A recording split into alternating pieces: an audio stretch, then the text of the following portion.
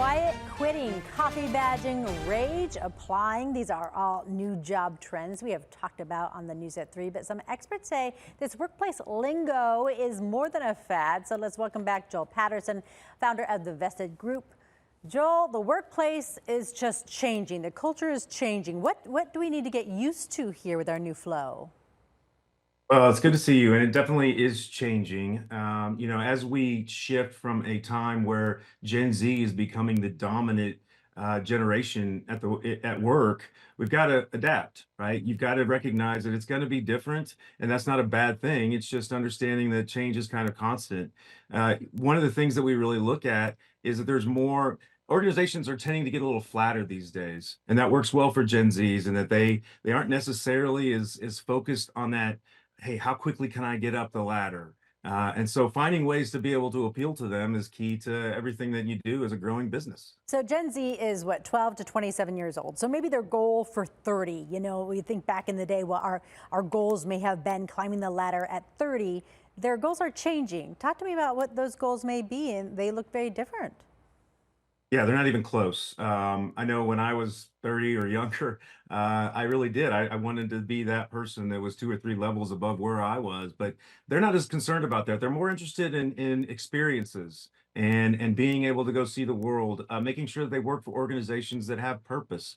Do you have a good work-life balance? These aren't things that are crazy, but I think this generation has really embraced them more than others, and that's a benefit to all of us. Yeah, and from what you just said there, benefit to all of us. What can we kind of adapt for those of us who maybe aren't 27 anymore, but we're working with this Gen Z? What can we adopt and maybe take a look at as far as A, in the workplace with those Gen Zers, and B, maybe reassessing our goals too?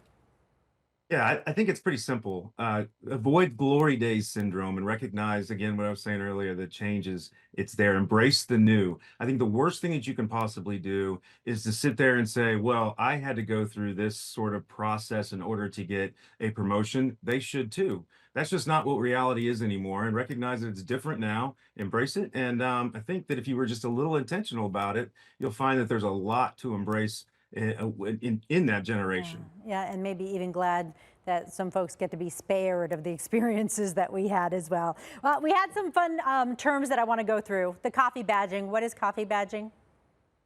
I mean, if you've ever gone into a building and scanned in just so you had recognition that you were there, that's what they're saying. What's the least amount of time that I can spend in the building, Mhm. grab a coffee and split just so I can get attendance? Yeah, make sure people saw you and then get back to the remote working.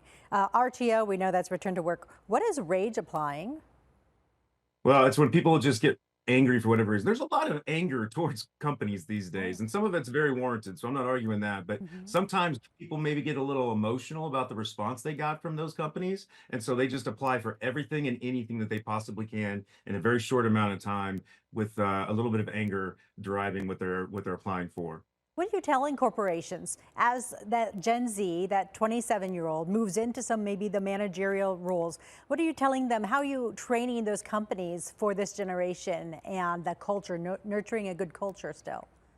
Yeah, I think it's just recognizing the individual. I think if you get down to the end of the day, what really empowers people and makes people feel part of an organization, if you can provide purpose so that you know that you're actually contributing to something. I mean, whatever that might be, that you are enjoying it and you are doing the best that you possibly can. Communicate and just make sure that you try to have a little bit of fun along the way. Yeah. I know those sometimes sound a little simplistic, but if you're intentional about finding ways to do each one, you'll find that it'll improve every single day. All right. Joel Patterson with the Vested Group. Thank you. Good to see you. Have a great weekend.